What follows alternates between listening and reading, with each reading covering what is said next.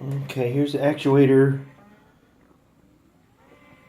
Here's actuator in motion here. I'm using Arduino for testing because it's just so much easier to program, make changes quickly. As you can see, it's pretty slow. You can hardly see the carriage moving.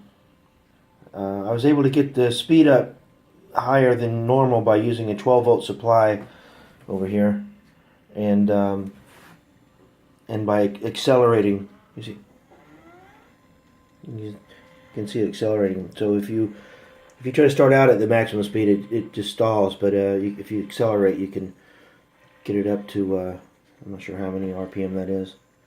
I'll calculate that from the video.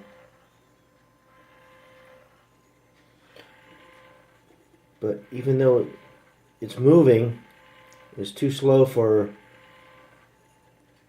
our application here. See, moving is gonna reverse. Okay.